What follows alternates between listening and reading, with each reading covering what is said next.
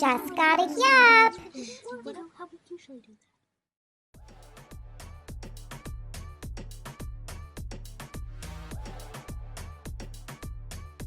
I'm Angeleaza, and this is What Are You? The podcast about identity, where we're creating space to have honest conversations celebrating all that we are. Today, I have another very, very, very special guest. Alesia is on the podcast. Hello, Alesia. Hi, I'm so excited to be here. Thank you so much for having me on. Thank you so much for being here. I'm so excited to speak with you. So Alesia and I know each other because we are both members of a group called the Feminist Podcasters Collective. And Alesia, I saw you in a webinar event before I was a member of the FPC. I thought you were so interesting. Everything you had to say was so insightful. So I'm so excited to talk to you today. Tell us a little bit about who you are and where you come from. Yeah, so I'm Alesia. I am a podcast strategist and producer. I run a full service, at the time of this recording, run a full service podcast management agency that I am in the process of dissolving, which is a whole thing in and of itself. I want more spaciousness in my life, and 10 to 20 clients is not creating spaciousness in my life. So let's dissolve it, get rid of the clients, and just move to 2 that I can handle myself and like have more room to just do things. So yeah, that's a bit about me. Wow, big announcement on the pod. Yeah. Wow, well, congratulations. And that's so amazing that you're taking these steps to find that spaciousness, really identifying that need and applying it in an effective way. But yeah, I'm sure that's a ton of work. Wow, can't imagine. How long did it take you to build that portfolio of 10 to 20 clients? Yeah, so I started my business in 2020 after being let go. I worked in manufacturing and supply chain, so like processes and SOPs are my jam. Yes. And I had been podcasting for years before that, just like side hustle stuff and doing marketing, and I have a degree in marketing.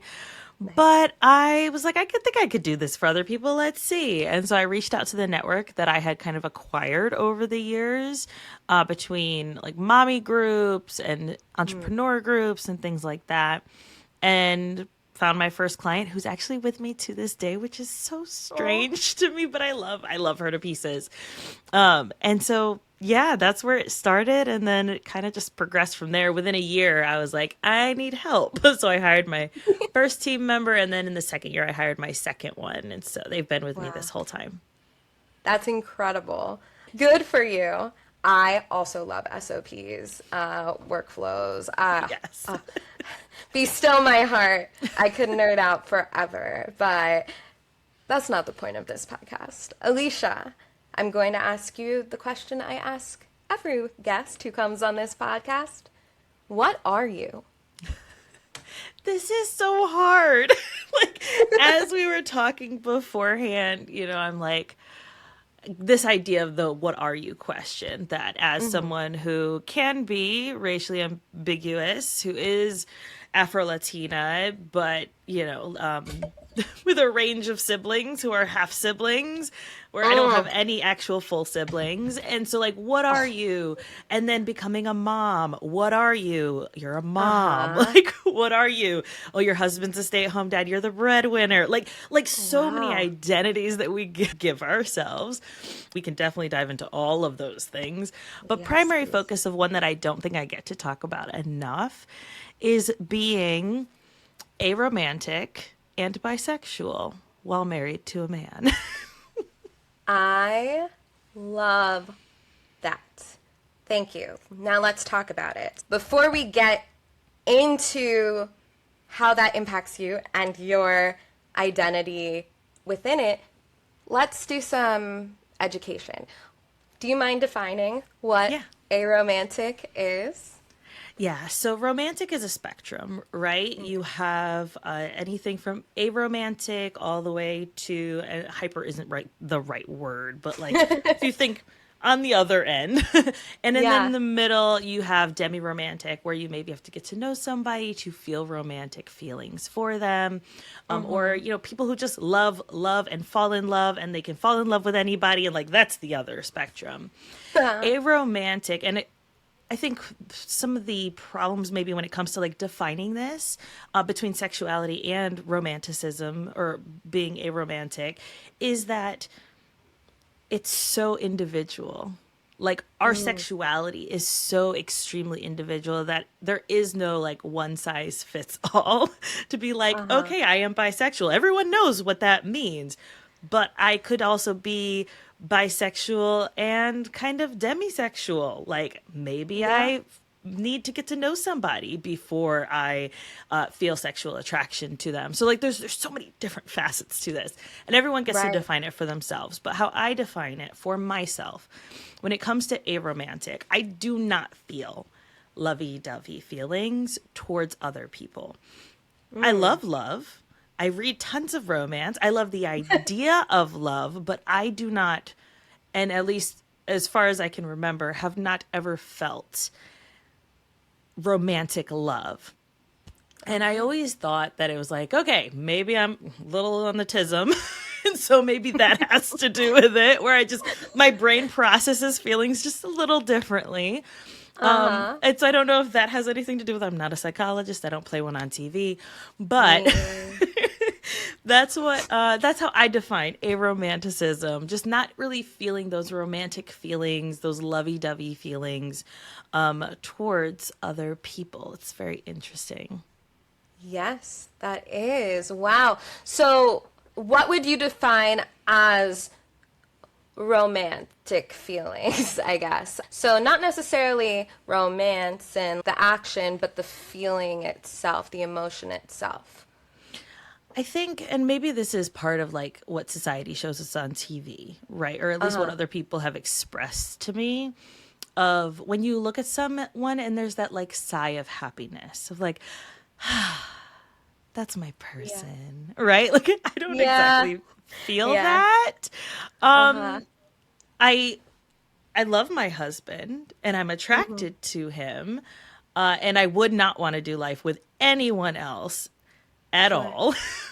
And I don't have, like, I have to work a little harder to be like, oh, we should do something romantic. Oh, we should, like, my brain doesn't autopilot to, let's go on dates to spend time together. Like, I'm fine not doing that. Like, I'm fine just being with the other person. And I find comfort in that. We don't have to be doing anything like romantic or picnics. Like, I don't really need all that. Yeah, no, that makes sense to me. I think that's a really good way of defining it. I know defining emotions is always hard because it is our idea of an emotion based on what is presented to us, like you said, via the media, or is it based on an experience that we've seen other people have, but how do we know what's actually going on within? Yeah, I understand, but that makes sense, the way you described it, that sigh of happy, this is my person. When was the first time you were able to define that you were aromantic? I would say it was actually after I had a conversation with someone about sexuality and like the spectrum of sexuality and the spectrum of aromantic through the opposite of that. And like the word is eluding me. There is a word for it and I apologize. And so I'd had a conversation with this individual for my podcast, We Read Smut. And it was all about like romance and like smutty romance and like, let's talk about it. But also talking about the spectrum of sexuality that we do see in romance, which is very interesting to me as well. And when they started talking about being aromantic and what that spectrum looks like, I was like, oh no, I'm definitely on that side. Like I definitely don't feel those feelings. It's interesting that I've like that romantic-y feelings that they went on to express. I was like, yeah, no, that's not me. And so I kind of explored that afterwards and thought about it. And the more that I explored it, I was like, yeah, I identify with that. But it wasn't like oh my goodness, this changes everything. Like it didn't, right? It didn't feel like that. Not like being bisexual was like, oh, this changes everything, right? That's completely different. This changes everything. Whereas being aromantic, it's like, okay, understand. Then I kind of have to work a little harder to say, okay, how does my partner want to give and receive love? How do I want to give and receive love? How can I make sure that I show up well for what my partner needs, or even the people around me need to express my love, instead of just being like, well, it's just how I am, right? Like, I don't want to do that because I want to support my partner. Right. Of course. Of course. Were you already with your husband at the time you had this light realization through this conversation?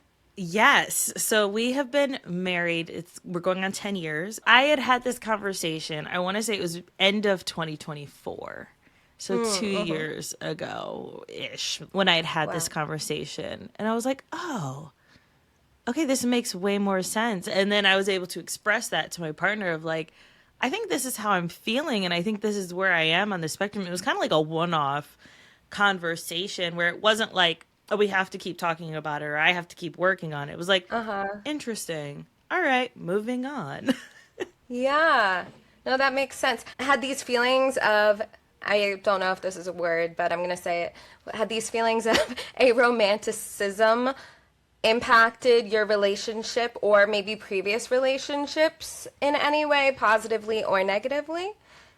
I don't think so. And I think it's because on the sexual side, because there's two spectrums of sexuality, right? There's the attraction, sexual attraction, and then your interest in sex as the other kind of spectrum.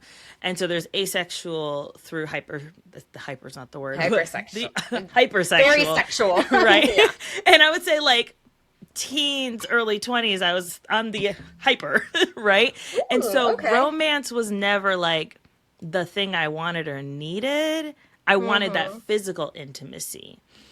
And ended up getting with my husband when I was 21. And so it was like fairly early on in that relationship. And I think that, you know, as having kids and hormones change, then I have to kind of figure out where I am now. It's a little different how I feel.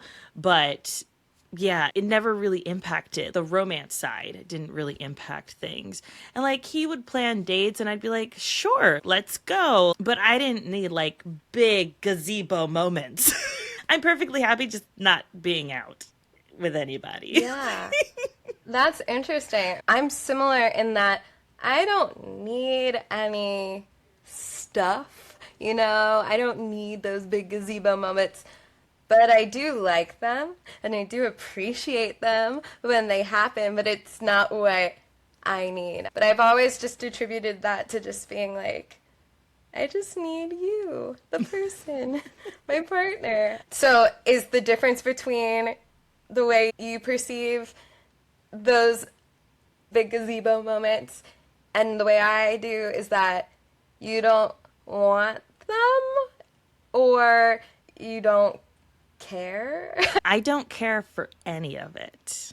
Okay. Right? So, like, I don't need flowers. I don't need the, hey, babe, we're going to go out. Or, hey, babe, I was thinking about you today.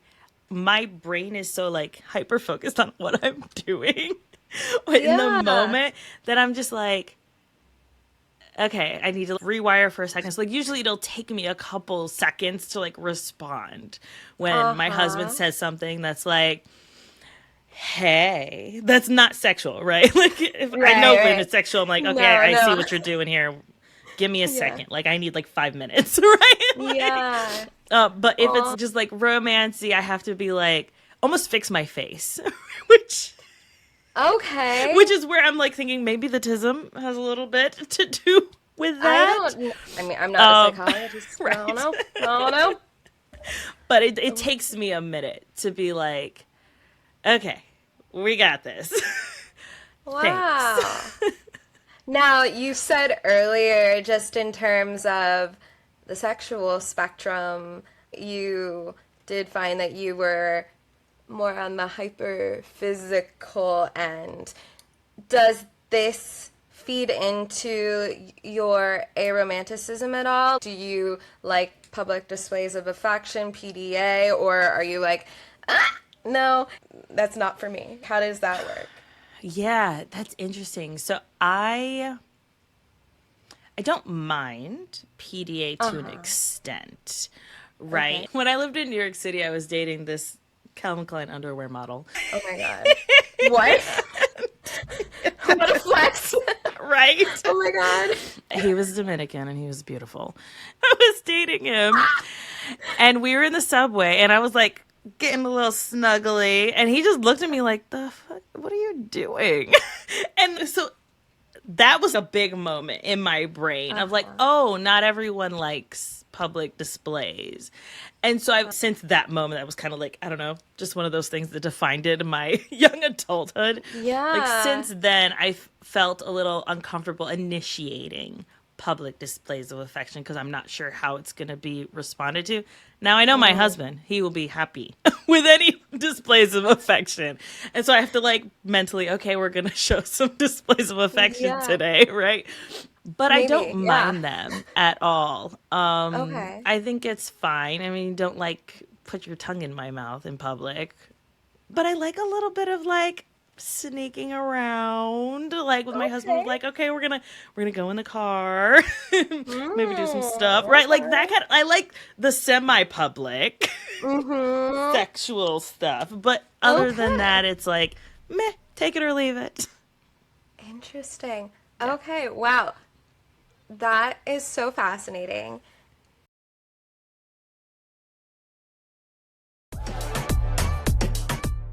Now let's shift a little into the other piece of sexuality, which is your sexual identity. So you are bisexual, you are married to a man. Were you aware, did you have your aha, I am bisexual moment prior to meeting your husband or after meeting your husband? Prior to. And okay, actually, that's good. The mutual friend that connected us, she was friends with him first, and then I became friends with her, and that's how I met him. I hooked up with her, too. So, like... Love it. Yes. I'm here for the plot. The plot thickens. Yes, I love. Okay. Yeah. So I knew beforehand. That was, I would say the time that I noticed was I lived in Arizona for a summer when I was 18.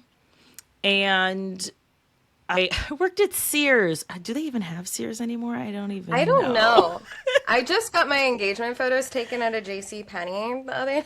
Yes. And are they like the classic ones? Mm-hmm. Yeah, I love it. It was so much fun. It was like 15 minutes of pure insanity. We brought our cat. So, yeah, before we did that, we weren't sure if there were JCPenney's anymore. We looked it up. We found there are a few, but as we walked up, we were hit by signs that said, store closing. So I don't know what's going on with the JCPenney's and the Searses of the world right now. But Arizona, working at a Sears. I worked at a Sears, and I worked with this one person. She was so chill, so like cool. And I grew up in a cult. Like we were in a cult from the time I was 11 to minus the summer that we spent in Arizona. What? We were there for 10 years. Hold up. So, yeah. Pause on that for a second. Like a legitimate cult. It was a women's program that was supposed to help women get clean. It was one of the very few programs that allowed women to bring their kids. So my mom was an addict for the majority of her life. And she brought us there. I'm the oldest of 5 kids. I was 11. We went there and I was like, this is great. Mom's clean. We have food. We have clothes. We're safe. Everything's good. And then 10 years went by. Right? So it was like, it was meant to empower women to be able to step out into the world. What it ended up turning into, and I've done lots of exploring this. I'm sure. Was that it was, we know the way and you don't. you've made all these mistakes thus far. You're not going to make better choices. We can make the choices for you. And so there was this safety, this comfort in staying there and staying clean and staying protected. And I didn't even see a problem with it until I was like, oh, I want to go to college. And they were like, oh, no, you're going to the college that's associated with us. And I was like, excuse me?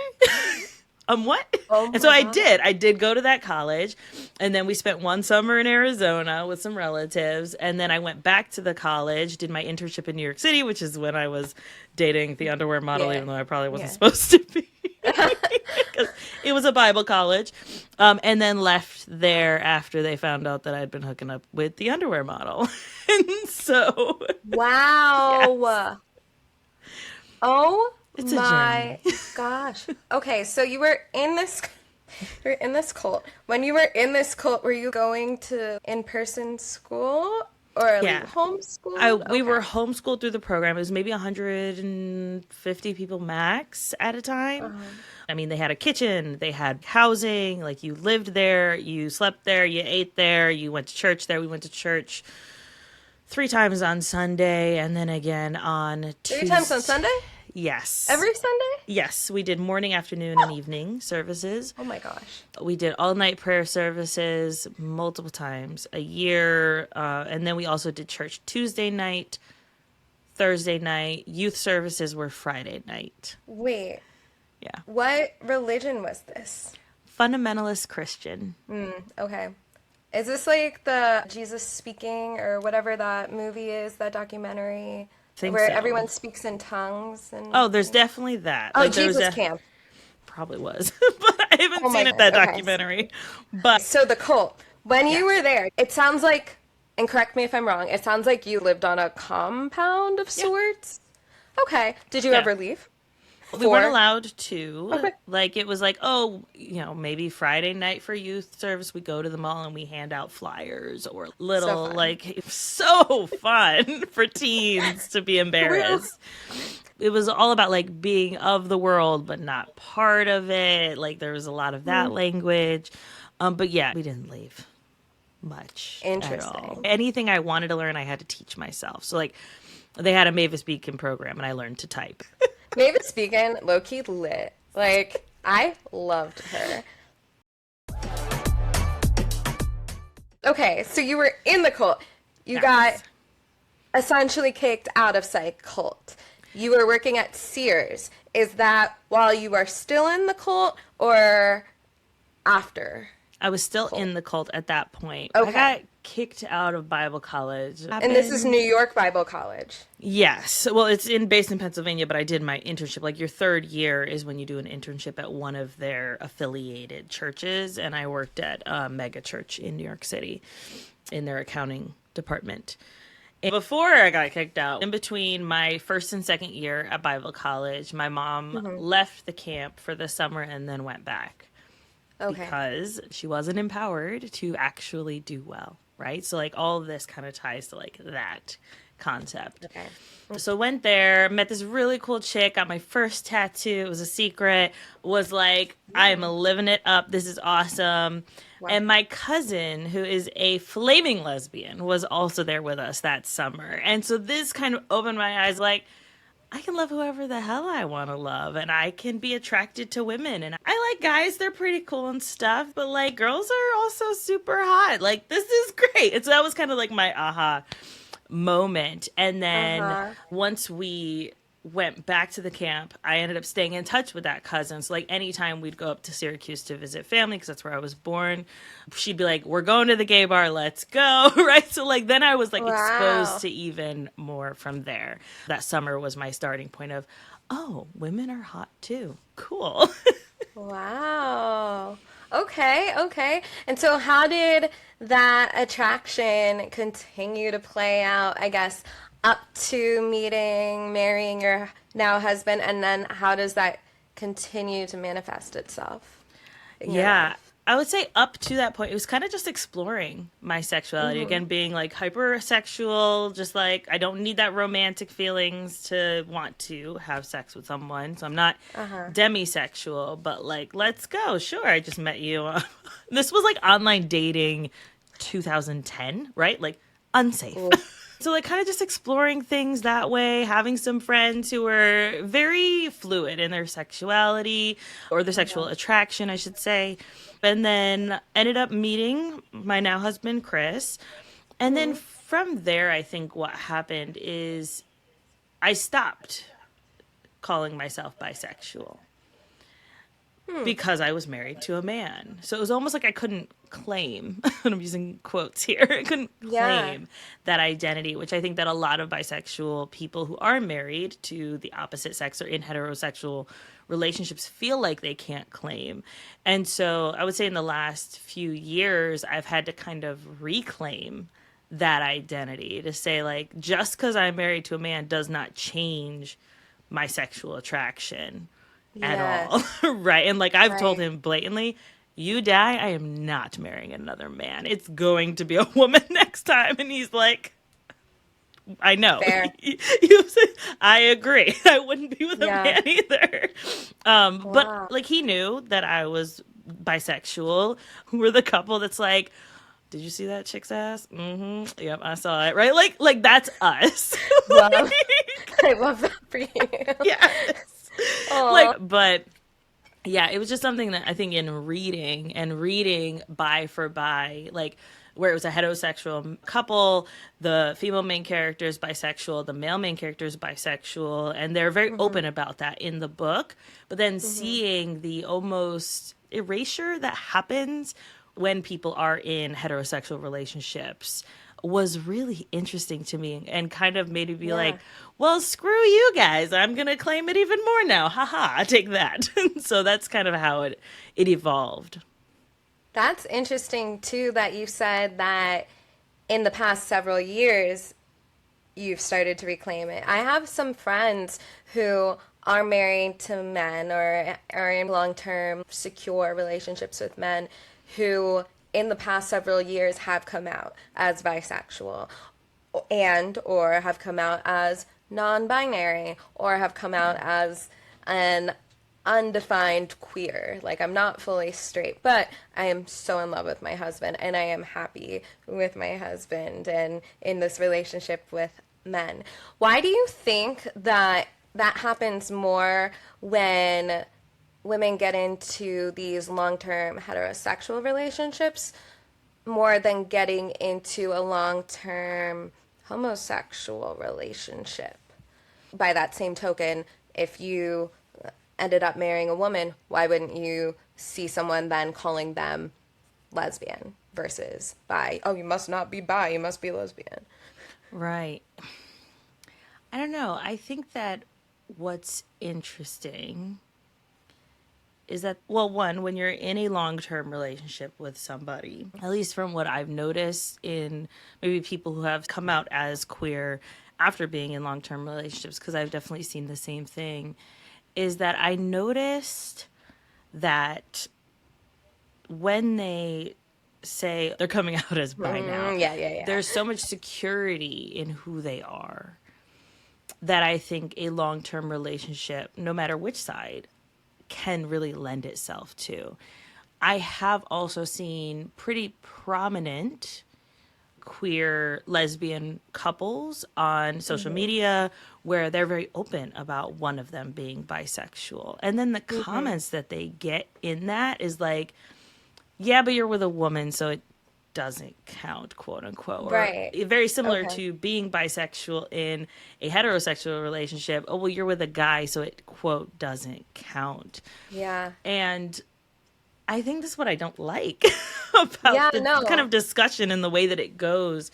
I think that long-term relationships lend themselves to make you feel more secure and comfortable in that. Whereas if you're maybe newly dating, you might feel inclined to pick a lane when you maybe don't want to.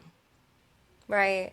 That makes sense. I mean, people do define themselves by their relationships, so I guess it makes sense for an uninformed outside perspective to identify somebody's identity by what they perceive their relationship to be or what they perceive it to look like. But yeah, you're absolutely right. That does not mean it's okay. in working in manufacturing and working with 100 and some dudes to 5 women in the plant that I worked in, we would go to bars after work, or we would go to the strip club, or we would go places. And like, I literally had my bachelorette party at a strip club, like, and all my coworkers were invited, let's go. Right? Like, that's like, but with that, I had to be very careful because yes, I'm in this long-term relationship and yes, I'm attracted to women, but I never wanted my coworkers to see me, and I think people in male bodies tend to see bisexual women as, oh, well, this is invitation for a throuple, or this is an invitation for multiple partners to focus on me, when like that's not what being bisexual means. It doesn't mean you're open to a polyamorous relationship just because you're interested in both sex. Like, no, I still am perfectly happy being with one person. And like, I had to be very clear about that. And so I think that that could also be why people might be less inclined to say that they're bisexual too. That is interesting. Where do you think that comes from, that correlation between being bisexual means that you're polyamorous or non-monogamous? Yeah, I honestly I think media, porn, and I don't think all porn is bad, right? That's not where I'm going with this. I'm seeing this a lot. I have a few clients that are in the menopause space, and they talk about reclaiming your pleasure, and like women that are in their 50s to 60s to 70s, and the almost reframing that they've had to do that I don't think people 40 and younger have had to do, because we're a little more sexually liberated as women, I think. My mom was a sex worker before we went to the cult, and like, so she was very open about sexuality and about sex and about safety and like all of those things, and like protecting yourself as a woman. So I feel I might be a little more sexually liberated than maybe my counterparts that were at the cult. But I think that societally, sex has always been this thing that is very male focused, male pleasure focused, and almost putting men into a box, and maybe they throw themselves in the box, who knows, right? Of the attention is for me, sex is for me, rather than sex is for the partner or partners that you're with. And anything polyamorous or anything that is outside of a man and a woman has to be a man and 2 women. It can't be 2 men who are attracted to each other, who are boyfriends, and then also have a woman, right? So I think there's so much societally that pushes us towards this idea that I hope we don't see with our kids, that they can be even more sexually liberated to love whoever the heck they want to love. Yeah, I mean, I do identify as straight. However, I have been in queer spaces my entire life, growing up and dancing, singing, doing musical theater. It's one of the gayest spaces there is. I have seen there kind of be a perception shift over the course of my several decades on this earth. When I was in middle school and high school in the 2010 era, the perception that people, especially women who said that they were bi, were just saying so to have an excuse to be quote unquote slutty or promiscuous was very loud. And then also the perception that guys who identified as bi were just saying so because they weren't comfortable with their queer sexuality yet. That was also very loud. I feel like over the past 15 years, though, that perception has shifted to being a little more nuanced, definitely a lot more open, definitely a lot more accepting. So I don't know. That's my observation. What would you say you've observed? Do you think we're on that path towards acceptance of the intricacies of sexuality? Yeah, I think that media-wise, I don't think we are headed in that direction. You look at, and I haven't watched it, and don't kill me for it, Heated Rivalry, right? I haven't watched it either. My bookish girlies are like, excuse me, how dare you? I tend not to read, and this is where nuance, I think, comes in. I don't tend to read gay romance, so 2 men, romance that is written by white women. Okay. Because broad strokes here, it tends to be hypersexualized and not a true representation of what gay romances actually are in the real world. And I would prefer to read own voices. And so I tend to read gay romance written by queer men who are BIPOC, right? I want their experience. I want to read their stories. I want to see them fall in love. You don't want to read gay romance written by white women. What about written by a woman of color? Is there a difference with that? I don't think I have even seen one. Sure. Great. Probably not. Yeah, most queer women who are BIPOC are writing queer lesbian stories or queer polyamorous stories. Yeah. They're not, and I think this is something that people who are part of the BIPOC community feel so strongly about, is that we have such unique experiences that when we're telling stories, we're telling our stories. Yes. And our experiences, because they are so less prevalent, because they get misrepresented. And so I don't tend to see queer BIPOC women writing gay romance. And if they it's polyamorous, and they've done lots of discussions with queer men to get there. Yeah. Yeah. Okay. Fair. Okay. Anyway, so you were saying the overall media representation. I don't think the overall media representation is headed in the right direction. We saw that with one of the leads from Heated Rivalry. He has a girlfriend, and people lost their minds. And I'm like, sexuality is nuanced, and no one owes you their sexuality or an explanation for what they are. No one owes you that. And so, and then when Pedro Pascal's boyfriend showed up, apparently, allegedly, who knows, people were like, oh, who's going to tell the women? We all knew that he was queer. I don't know why this is like a big surprise. So I think main media wise, I don't know that we're headed in the right direction just yet. But I feel like we're having such incredible conversations in smaller groups and as a collective, especially our generation. We are seeing, hopefully for our kids, pushed in the right direction where they can, create media later where that is more fluid and has more of this representation. So that is my hope. Yeah, no, absolutely.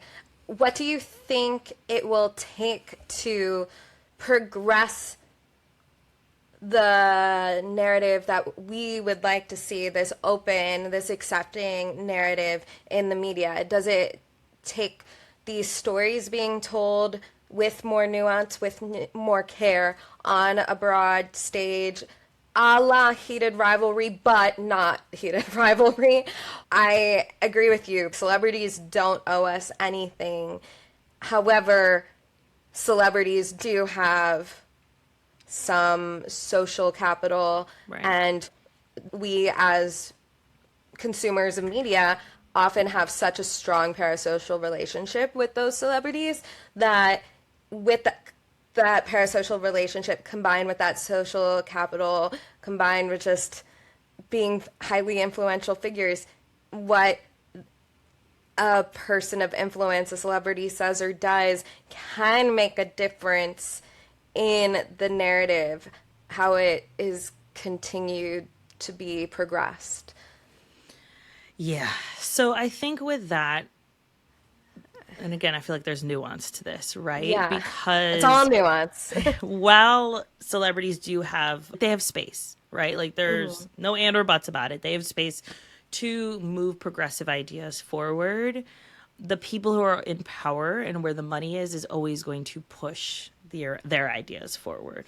And so I think there's a few different things that we can do. One, put our money towards queer stories and promoting queer stories and buying the books and telling our friends, or buying the books for queer young adults, right? Obviously age appropriate books that are for them. Right. I saw someone in discussion today around queer books, and they were at a Barnes & Noble, and they had heard two teens talking to each other about trying to find a queer book that didn't have a queer couple on the front so they could hide that from their parents, that they were trying to read representation that they identified with without letting their parent know.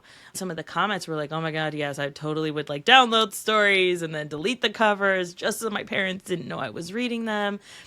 And so I feel like there's multi things that we can do to progress that. Put our money where our mouth is, authors creating covers and maybe just dropping things into books or into content that normalizes this.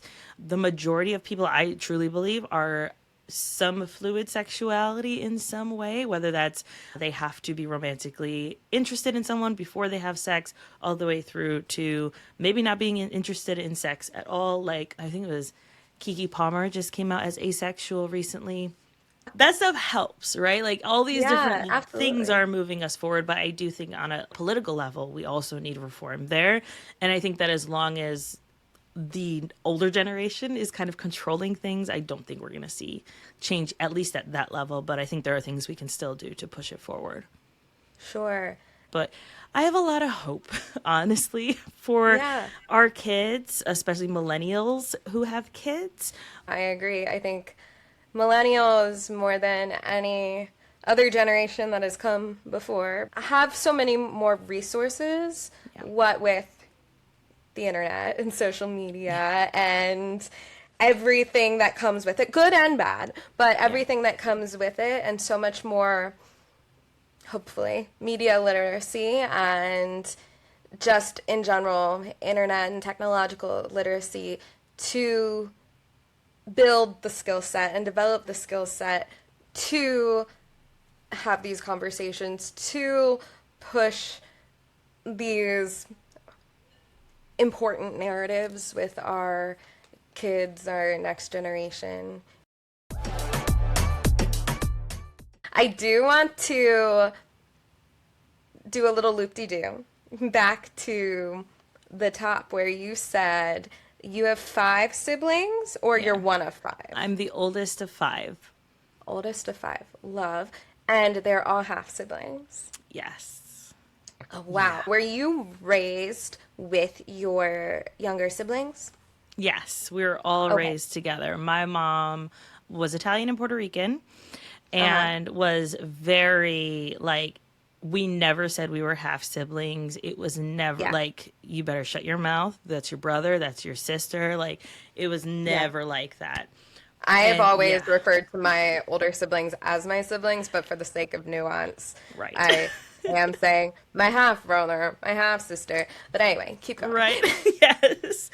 Yeah. And then on my dad's side, my dad is Black, and he only has me.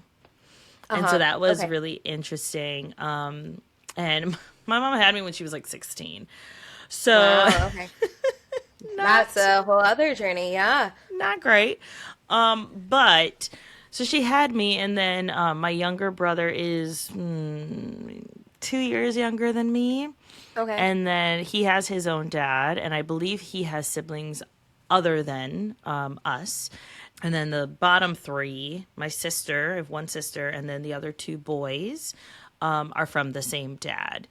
And I would say I knew my dad, because I would see him very regularly, and the younger 3's dad the most. And all of our dads are Black or Jamaican, so like darker skinned, but we have such a range of what we look like, which is very interesting. So like, if you look at pictures of me when I was younger, I was in the sun a lot, and I was a lot darker than I am now. Just because I'm like, I'm inside and I don't want to see anybody, so we don't go outside much. We need to make sure we do, though, because vitamin D is important. I've been trying to make myself go outside a little more. But then my brother, younger than me, he is probably the darkest of us. Okay. And then my sister is lighter than me, with like cutest button nose, lighter brown hair. My hair is fairly black.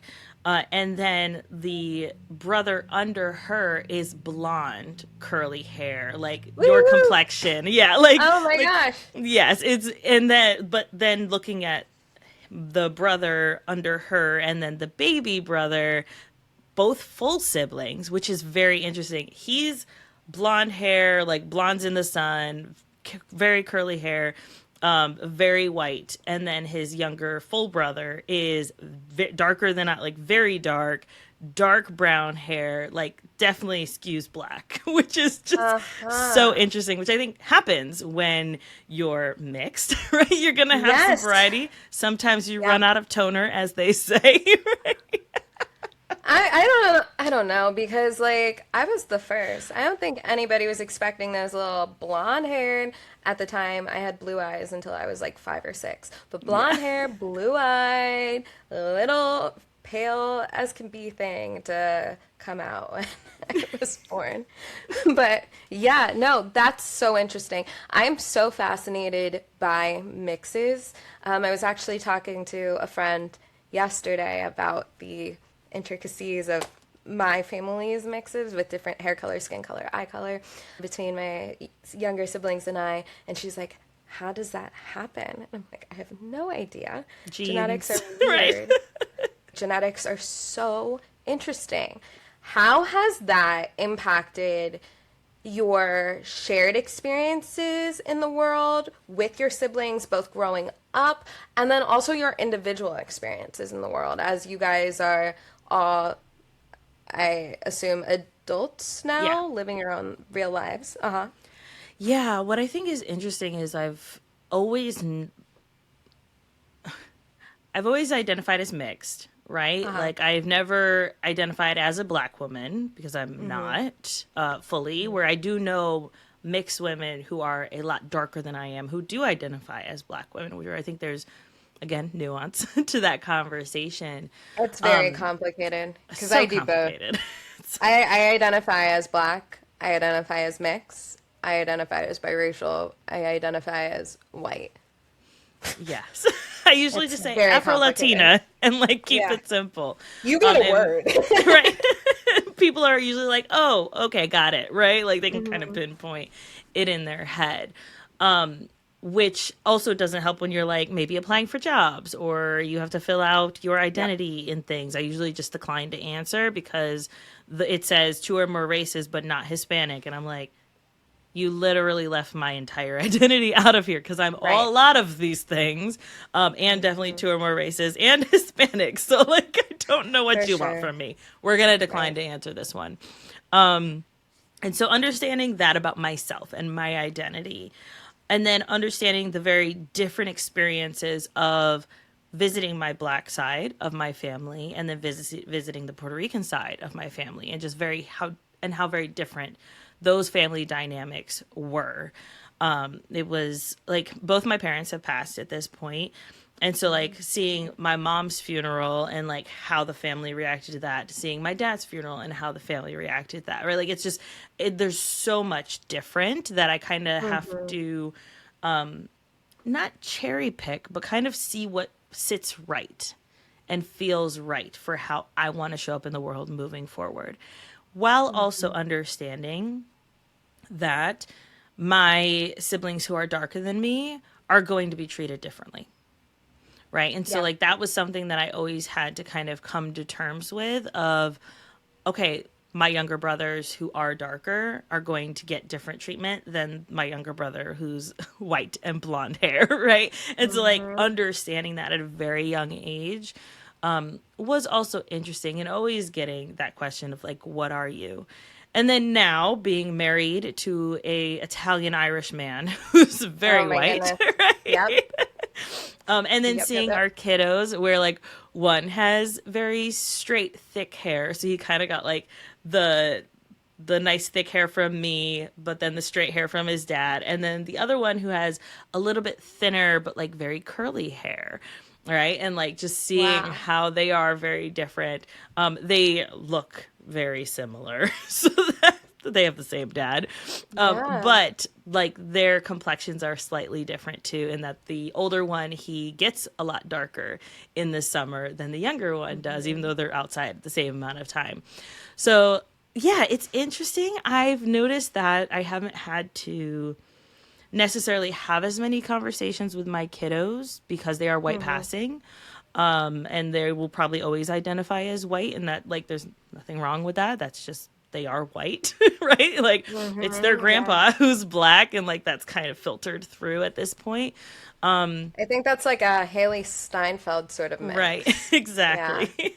Yeah. And so it's like you kind of just got to go from there, and then also understanding that with that comes privilege. Right. And so ensuring that they are taught, here is your mom's identity, and here are the things that Black people have to endure and the things that Black people have to go through. And that as someone who is white, this is your responsibility to ensure that there is equality and equity for all people. And here's why that's important. Here's the history of our country and the history of your people, right? Because even though it's filtered through it to them, like that's still their heritage. That's still something's passed down genetically to them. So I think it's still important for them to learn it and to understand it, and also recognize their privilege in it. So yeah, there's a lot to it. I know. It's such a complicated conversation. Do you ever wonder, because so much of colorism is based in perception, how other people perceive you, and so much of racism is based in, or all of racism really is based in how other people perceive you. Do you ever have those, I'm not going to say fears, I feel like that's too strong of a word, but maybe thoughts, maybe intrusive thoughts about what if my child is perceived to be this, but they are unprepared for how to go about navigating that interaction? I think at this point, I don't think they will ever be perceived as anything other than white unless someone meets me, right? I hate saying that that's lucky, but like it is. It's like something less for you to worry about as a mom, but also something that it doesn't have to be weighing on them in the same way it can weigh on people. Yeah, and like recognizing that, and like I've had discussions with my husband about that, especially in the world that we live in right now. Yeah. There are absolutely concerns for Black women who have Black children, and the immense stress and the immense weight that they have on them in raising Black children right now. And even, Hispanics who have, or those of Hispanic descent who are raising Hispanic children right now. It's terrifying. And I think I didn't choose, like, yes, I chose to marry my husband, but like, this is how my life kind of played out. Same, I am blessed that that is not something that I will have to stress about. And because of that, I think I have that added, almost inclination to ensure that my kids do and are better. Right? That they understand the plights of those around them that don't look like them, that don't have the same privileges as them, which I think is my duty as someone who doesn't have that stress. So yeah, it's interesting. I think that, I don't think they'll ever be perceived that way. And I think it's interesting too when my husband he'll be working, and I remember one time he told me that, because he's told, my wife's Afro-Latina, and I called in to ask for him one time, and they were like, your wife does not sound at all like I thought she would. And I'm like, and I want to backhand your face. How about that? Yeah. It's annoying because like, this is just how I talk. This is just because of how I was raised. Like my mom raised me, so I tend to lean whiter in the way that I talk, which is, I can't control it. That's just how I was raised, right? Right. So there's so much annoying things to it, but I don't think someone will look at my kids and think, oh, they are mixed. And so they might be like, there might be something in there with the older one, or getting a little darker in the summer, or having the curlier hair. But for the most part, I think that, they won't, and they still have a duty, and I have a duty to ensure that they're making sure that other people are treated right, because I don't want this to be continued, right? That my brothers have to deal with this, that their kids have to deal with this. And if there's one small thing that I can do to make the world better by teaching my boys better, then that's what I'm going to do. Right. And that leads me into my next question. What have your experiences been with the world that we live in as an Afro-Latina woman, and what have your siblings' experiences been, for better or for worse? Where have you found points of friction with your identity in this way, being a part of two worlds? Yeah, this is hard, right? Because like we're just coming off of Black History Month.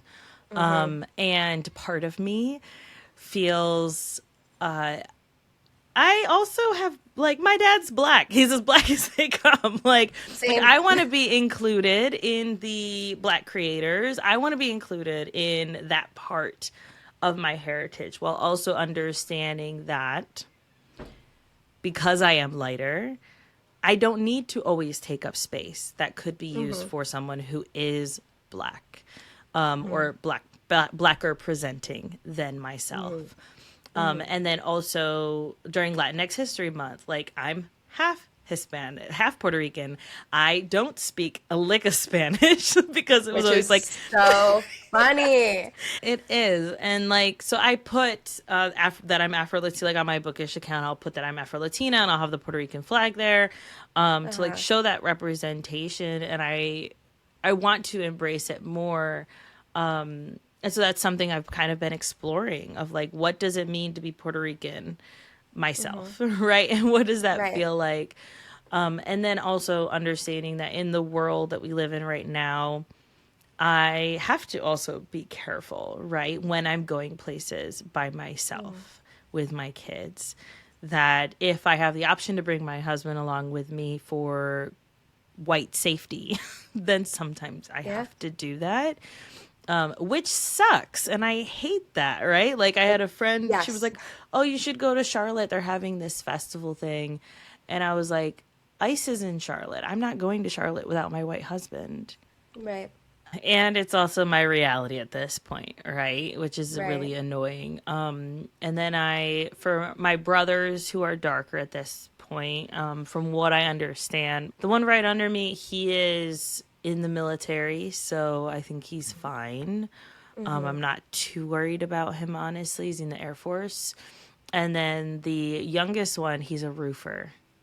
And I do worry about him a lot. I know his boss, like, they're friends of the family. And so I know his boss would 10 toes stand down for him, and like, he will protect him. And so I feel a little better about that. He's an Italian guy. So he's white, and so there's at least that protection, but also being worried, right? Like, that's my baby brother. Like, if something happens, I would be very upset. So practically raised that kiddo. He's 10 years younger than me. Yeah. So, wow. Yeah. Have you experienced other moments of racism in your life, like outside of what's currently happening in terms of ICE and the administration, etc.? I would say not that I've noticed, quite That's honestly. And I think this also is just because I don't care enough to notice how other people feel about me, which I think is a bit of the tism. Because I can get so in my head of like, I'm going to do this thing, and if I don't get it, then it's because it wasn't the time, or I, whatever. Like, I feel like there are things in my head that go through my mind before they denied me because of my race. Sure. So that's typically fortunate. How my brain works. Yes, but very fortunate. And I've also had opportunities where I am like, I've had discussions with people where I'm like, I like had Black people in my life where I wanted to better understand what their experiences are, and they don't reflect my own. And so I would say no, that I haven't.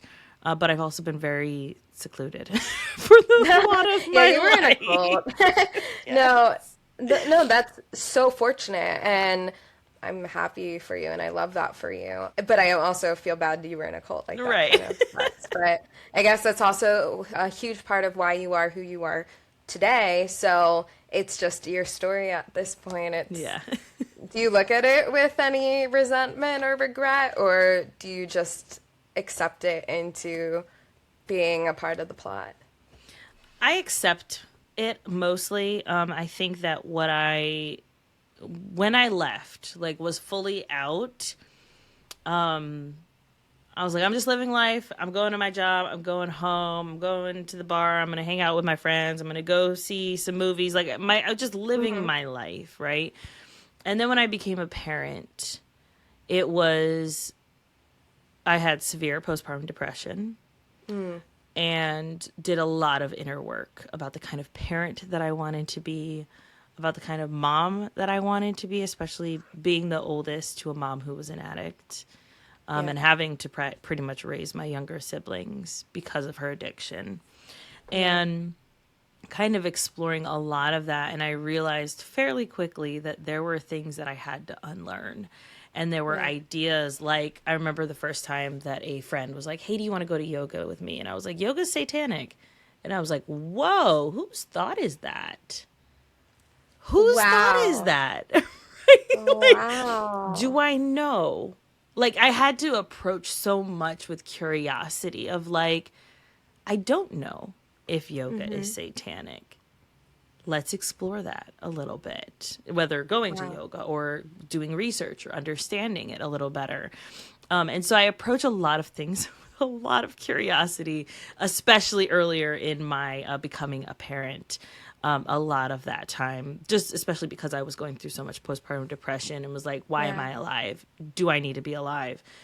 I don't know if I can stay alive. What's going to keep me alive? Right. And like I had to do a lot of digging for understanding who I want to be as a person, and have grown so much since that moment. But I still have things where I'm like, and I tell my kids this constantly, you are not responsible for your first thought. Right. That is just either your brain processing something, or your brain trying to protect you from something, or your brain telling you something that someone told you. It's up to us to pause and reflect and say, is this actually how I feel? Is this actually my thought? Is this actually true? I don't know. Let's explore that. And so, it's been a lot of that. No, well, thank you so much for sharing all of that, and for sharing your whole identity as an Afro-Latina woman who grew up in a cult, who is aromantic and bisexual, married to a man.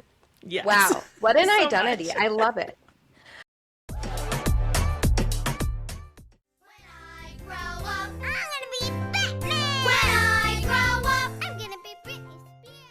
So, last segment, I have a question for you, Alesia.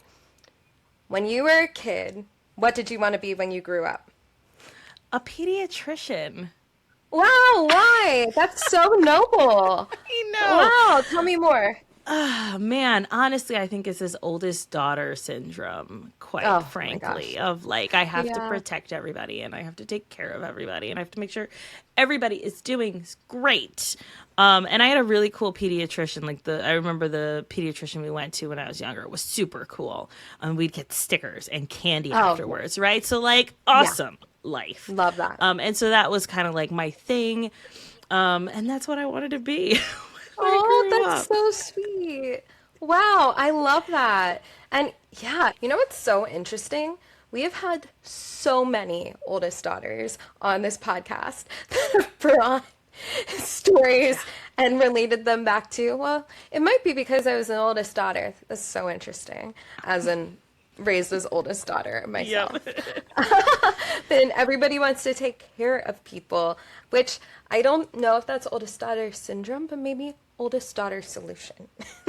I have lots of feelings and thoughts on the topic, quite honestly. That's another episode too. Yes. Well, thank you so much for your time, Alesia. Thank you so much for joining me today to talk about all of this, the most noble growing up profession I've ever known, as well as, oh my gosh, so many different facets of your identity, and there's so much more to say. I know. Well, thank you so much for having me. This was so much fun to explore this with you. Thank you. Every time I have a guest on the show, I feel like as I ask questions, as I think more about what you're saying, I'm also asking myself these questions. So kind of therapeutic.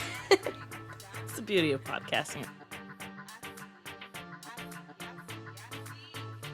What Are You is a one-woman production by me, Angeleaza. Our theme song is Pickin' Our Dreams by Heterosexual.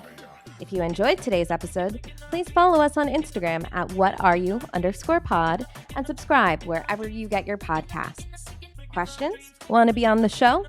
Email at hello@justgottayap.com. Thanks for listening.